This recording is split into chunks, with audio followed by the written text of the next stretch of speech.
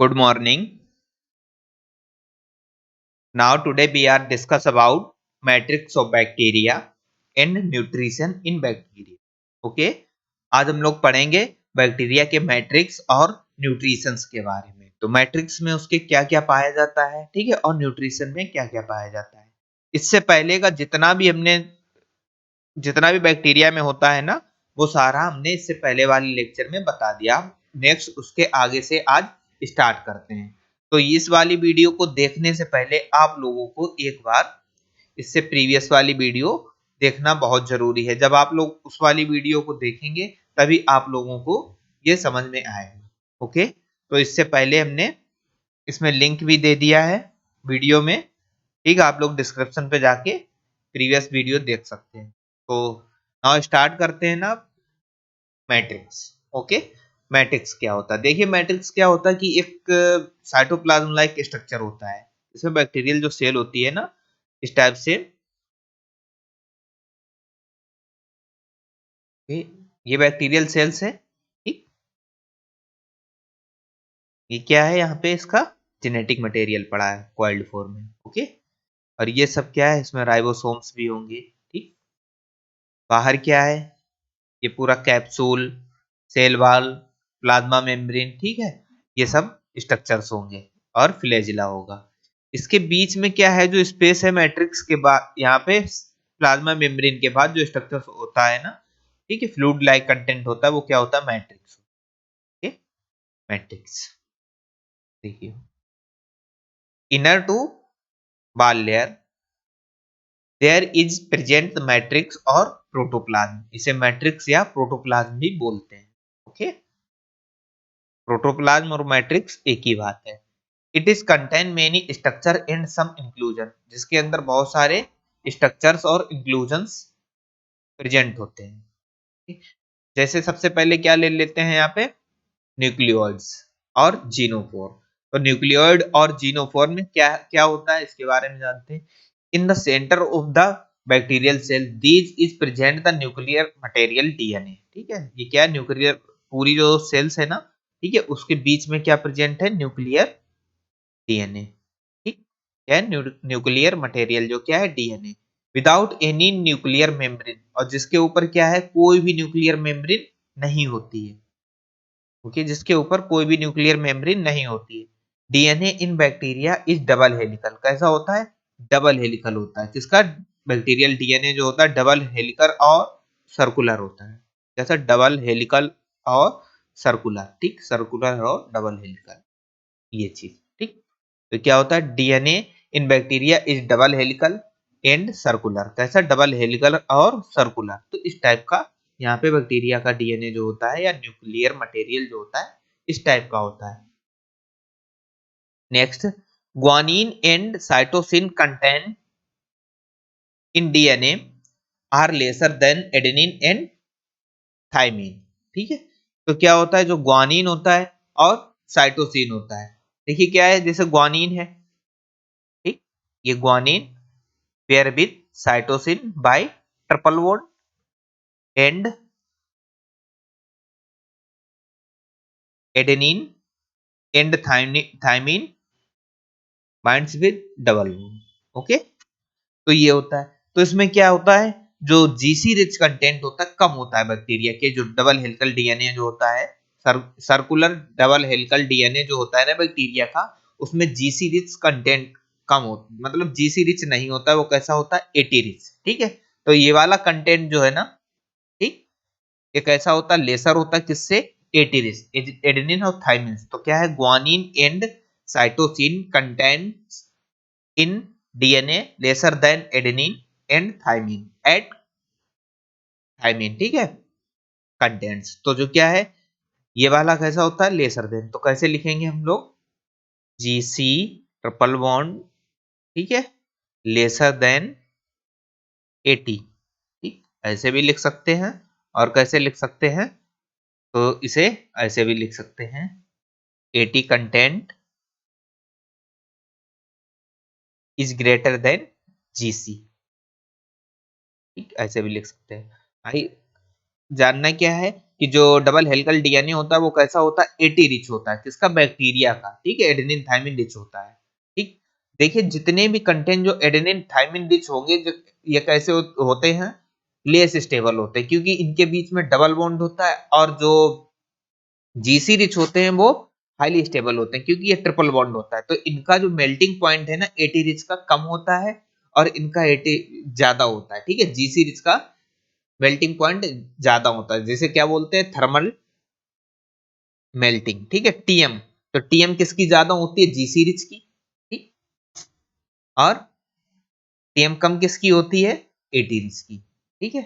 Eighty rich की कैसी होती है, कम होती है, और जीसी रिच की ज्यादा होती है। तो क्या होता है कि थोड़ा सा भी टेम्परेचर बढ़ता है तो इसका क्या है, जो जेनेटिक मटेरियल है, ओके, बैक्टीरिया का जेनेटिक मटेरियल जो होता है वो बहुत जल्दी कैसा हो जाता है, डीनेचर हो जाता है। डीनेचर का मतलब जो इसके अंदर बॉन्डिंग है ना वो टूट जाती है, ओके, इतना समझ में आया। तो बैक्टीरियल जितना जितना भी बैक्टीरियल जो न्यूक्लियर मटेरियल होता है वो कैसा होता है, एटी रिच होता है, ठीक। टेम्परेचर बढ़ाने पर जल्दी कैसा हो जाएगा, डीनेचर हो जाएगा, ठीक है, डीनेचर हो जाएगा, समझ गए ना इतना, ठीक। नेक्स्ट देखते हैं, DNA is surrounded by the some typical proteins. देखिए डीएनए है ना, कुछ प्रोटीन से, कुछ टिपिकल प्रोटीन होती है उससे क्या होता है, पूरा कवर्ड होता है या सराउंडेड होता है, तो उसे क्या बोलते हैं, पॉलीअमीन्स, ठीक है, क्या बोलते हैं, पॉलीअमीन्स, बट नॉट हिस्टोन, इसके अंदर हिस्टोन नहीं प्रेजेंट होता है, ठीक है। बैक्टीरिया का जो डीएनए होता है वो हिस्टोन से नहीं सराउंडेड होता है, ठीक, किससे होता है, पॉलीअमीन से। तो हिस्टोन बेसिक प्रोटीन होती है, are all all together absent in bacteria, तो हिस्टोन क्या होता है, अब्सेंट होता है बैक्टीरिया में, क्या होता है, अब्सेंट होता है, इसमें बैक्टीरिया में, ठीक। और जब हिस्टोन, क्योंकि डीएनए हमारा हिस्टोन प्रोटीन से बाइंड होता है, जब डीएनए हिस्टोन प्रोटीन से बाइंड होगा तो इसका मतलब क्या है, किसी न किसी से तो फिर बाइंड होना ही चाहिए, जब हिस्टोन प्रोटीन नहीं है तो उसके लिए यहाँ पे पॉलीअमीन प्रोटीन दी है, कौन सी, पॉलीअमीन, ठीक है। नेक्स्ट पॉइंट देखते हैं, दीज इनसिफिशिएंट न्यूक्लियस और प्रिमिटिव न्यूक्लियस इज नेम्ड, ये न्यूक्लियोइड्स और जीनोफोर, जो इनसिफिशिएंट और प्रिमिटिव न्यूक्लियस, जो पुराना न्यूक्लियस है उसी को क्या बोला, जीनोफोर या nucleoid, sometime called the single naked chromosomes, और कभी कभी क्या बोला जाता है इसको, सिंगल नेक्ड क्रोमोसोम, ओके, इतना समझ में आया। आगे बढ़ते हैं, देखिए,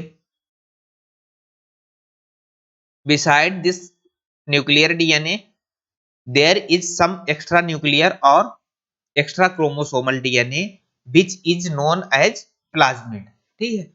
जो क्या होता है कि इसके अंदर एक्स्ट्रा न्यूक्लियर और एक्स्ट्रा क्रोमोसोमल डीएनए होता है उसे क्या बोलते हैं, प्लाज्मिड भी बोलते हैं, ठीक है। न्यूक्लियर डीएनए के सिवा इसमें प्लाज्मिड भी होता है, ठीक है, क्या है, न्यूक्लियर जो डीएनए होता है इसके अतिरिक्त क्या होगा, यहाँ पे प्लाज्मिड भी होगा। द प्लाज्मिड आर स्मॉल, कैसा होता है, स्मॉल होता है, सर्कुलर होता है, डबल स्टैंडर्ड होता है, ठीक, double standard DNA molecule that are separated from the main bacterial chromosomes are replicate independently, ठीक है, वो कैसा होता है, इंडिपेंडेंटली रेप्लिकेट होता है। The term plasmid was given by, जो प्लाज्मिड टर्म है किसने दिया था, लीडरबर्ग ने, किसने, लीडरबर्ग ने कब दिया था, 1952 में, ओके। जो प्लाज्मिड टर्म है ना किसके द्वारा दिया गया, लीडरबर्ग के द्वारा दिया गया, कब, 1952 में, 1952 में इसे दिया गया, okay. Plasmid are having the independent existence, ठीक है, कैसा होता है, independent exist, do not attach to main और न्यूक्लियर डीएनए। तो प्लाज्मिड क्या है, इंडिपेंडेंट एग्जिस्ट करता है इंडिपेंडेंटली, ठीक है, इंडिपेंडेंटली एग्जिस्ट करने का मतलब वो न्यूक्लियर डीएनए से अटैच नहीं होता है, फ्री फॉर्म में मिलेगा। फिर इसके बाद में आते हैं कुछ फैक्टर, जैसे एफ फैक्टर या फर्टिलिटी फैक्टर, क्या, एफ फैक्टर या फर्टिलिटी फैक्टर। दूसरा कौन सा होता है, आर फैक्टर या रेजिस्टेंस फैक्टर। देखिए दोनों में क्या है, this is responsible for the transfer of genetic material, तो जेनेटिक मटेरियल किसके द्वारा ट्रांसफर किया जाता है उसे बोलते हैं एफ फैक्टर। और जो रेजिस्टेंसी प्रोवाइड करता है, ठीक है, रेजिस्टेंसी का मतलब क्या है, जो हम लोग ड्रग यूज करते हैं ना बैक्टीरिया के लिए, तो उससे रेजिस्टेंस होने के लिए उसके पास क्या होता है, आर फैक्टर। ठीक, ये रेजिस्टेंसी के लिए होता है, ये हमारा किसके लिए होता है, ट्रांसफर ऑफ जेनेटिक मटेरियल। ठीक, ये हो गया। फिर इसके बाद में कैल्सी कैल्सी कैल्सिनोजेनिक फैक्टर क्या होता है, कैल्सिनोजेनिक फैक्टर विच प्रोड्यूस कोलिसिन्स। ठीक है, कोलिसिन्स क्या प्रोड्यूस करता है, colicin chemical which kill the other bacteria, जो क्या करता है, अदर बैक्टीरिया को किल कर देता है, other than which produce this colicins. ठीक है, कोलिसिन्स, अगर जो कोलिसिन्स को क्या है प्रोड्यूस करते हैं जो भी बैक्टीरिया, तो वो अदर बैक्टीरिया को क्या करते हैं, किल कर देते हैं। ओके, तो ये भी बहुत इंपॉर्टेंट है। नेक्स्ट आगे बढ़ते हैं, अब देखते हैं इपीसोम। एक स्ट्रक्चर क्या देखते हैं, इपीसोम्स। तो इपीसोम्स के बारे में देखेंगे तो इसमें क्या होता है, this term episomes is applied to extra nuclear genetic material. किसके लिए अप्लाइड किया जाता है, एक्स्ट्रा न्यूक्लियर जेनेटिक मटेरियल। ठीक, which is may remain in integrated और फ्री स्टेट। कैसा होता है, इंटीग्रेटेड और फ्री स्टेट में जो क्या होता है, एक्स्ट्रा न्यूक्लियर जेनेटिक मटेरियल जिसको बोलते हैं। ठीक है, एग्जांपल के लिए एफ फैक्टर, टेम्परेट फाज। ठीक, अब देखिए क्या है, all plasmid are episomes but all episomes are not plasmid. जैसे कि हम लोग पढ़ते हैं ना, all enzymes is protein but all protein not enzyme. ठीक, तो उसी तरह से क्या है, all plasmid are episomes but all episomes are not plasmid. तो जितने भी एपिसोम्स हैं सारे क्या होते हैं, जितने भी प्लाज्मिड हैं सारे क्या हैं, एपिसोम्स है, लेकिन आर जितने भी एपिसोम्स हैं वो सब क्या है, प्लाज्मिड नहीं होते। इसका मतलब क्या है कि जो एपिसोम्स से प्लाज्मिड बनता है। ठीक है, तो प्लाज्मिड कैसा, किससे ड्राइव्ड हुआ, एपिसोम से। ठीक, तो और सारे एपिसोम्स प्लाज्मिड ही तो नहीं बनाएंगे। ठीक, तो सारे एपिसोम्स प्लाज्मिड नहीं बनाएंगे तो इसका मतलब क्या है कि तो सारे प्लाज्मिड भी हमारे एपिसोम नहीं होंगे, जितने भी एपिसोम्स हैं सारे प्लाज्मिड नहीं होंगे। ठीक है, पर प्लाज्मिड तो ड्राइव्ड हुआ एपिसोम्स। भाई एपिसोम्स अगर मान लो क्या है, एपिसोम्स, ठीक है, क्या बना रहा है, प्लाज्मिड। ठीक, प्लाज्मिड क्या बना रहा है, प्लाज्मिड। तो अगर प्लाज्मिड एपिसोम से ड्राइव्ड हुआ तो जितने भी प्लाज्मिड है सारे एपिसोम से ही मिल रहे हैं, तभी क्या होता है कि जितने भी प्लाज्मिड होते हैं सारे एपिसोम्स होते हैं। बट एपिसोम्स का कैसा करेक्टर होगा कि ये क्या करेंगे, कुछ और भी चीजें बनाएंगे। ठीक, कुछ और भी चीजें बनाएंगे, जैसे ये फैक्टर बनाएंगे, टेम्परेट फाजेस बनाएंगे। ठीक है, तो ये सब क्या है, ये सब प्लाज्मिड नहीं है। ओके, तो ये चीज समझ में आई कि आल प्लाज्मिड आर एपिसोम्स, क्योंकि ये एपिसोम से बने हुए हैं, बट आल एपिसोम्स नॉट प्लाज्मिड। तो सारे प्लाज्मिड जो है एपिसोम, आल एपिसोम्स जो है प्लाज्मिड नहीं हो सकते, क्योंकि वो दूसरे फैक्टर भी बना सकते हैं। ठीक है, जो दूसरे फैक्टर होंगे वो अलग एपिसोम हो जाएगा, जो प्लाज्मिड बनाएगा वो सारा प्लाज्मिड हो जाएगा। ओके, अब देखते हैं ribosomes. Ribosomes are evenly distributed in the matrix. इसमें होता है, मैट्रिक्स में डिस्ट्रीब्यूटेड होता है। Ribosomes are of type 70s। तो 70s टाइप का राइबोसोम्स पाया जाता है किसमें, बैक्टीरिया में। और 70s किससे किससे मिलता है, 50s प्लस 30s से। ओके, फिर इसके बाद में ribosomes are the seat of protein synthesis. क्या है, प्रोटीन सिंथेसिस की एक सीट है। And ribosomes are made up of rRNA and protein. तो राइबोसोम्स किससे मिलता है, किससे बनता है, आरआरएनए। ठीक है, किससे बनता है, आर राइबोसोमल आरएनए से और प्रोटीन से मिलकर बनता है क्या, राइबोसोम्स। ठीक, और ये क्या करता है, प्रोटीन सिंथेसिस करता है। इससे पहले वाले लेक्चर में इसको सारे जो पार्ट हैं सबको एक बार एक्सप्लेन किया है, उनका फंक्शंस क्या है। ठीक, फिर इसके बाद में देखते हैं ग्रेन्यूल्स। क्या है, ग्रेन्यूल्स। ग्रेन्यूल्स का मतलब there are granules of the different type.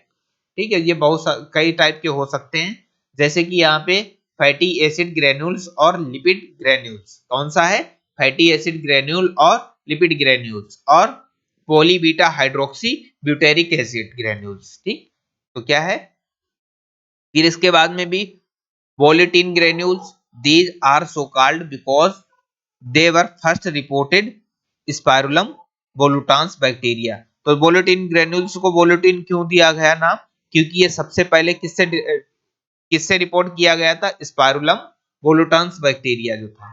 ठीक है, उससे क्या किया गया था, इसको रिपोर्ट किया गया, तो उसकी वजह से इसको वोलुटिन ग्रेन्यूल्स नाम दिया गया।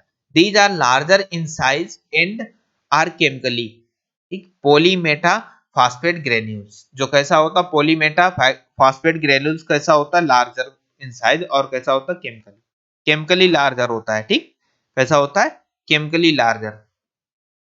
नेक्स्ट देखते हैं, glycogen and sulphur granules are also present, कौन कौन से, ग्लाइकोजन भी पाया जाता, ग्लाइकोजन ग्रेन्यूल्स भी मिलता है और सल्फर ग्रेन्यूल्स भी मिलता है इसमें। In old bacterial cells vacuole में आल्सो भी present beside the some gases like H2S and CO2, ठीक है, H2S और H2S और CO2 भी मिल सकता है किसके, ओल्ड बैक्टीरिया के जो वैक्यूल है उसके कंपैरिजन में, ठीक है।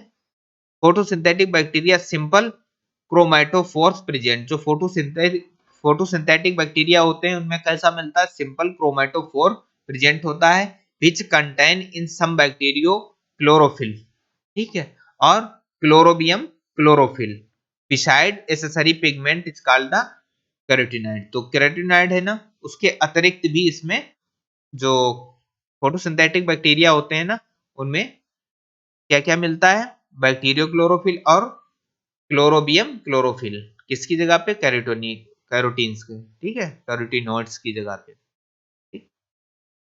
नेक्स्ट पढ़ते हैं, न्यूट्रिशन इन बैक्टीरिया, क्या पढ़ेंगे अब हम लोग, न्यूट्रिशन इन बैक्टीरिया, बैक्टीरिया में न्यूट्रिशन कैसे होता है, ठीक है।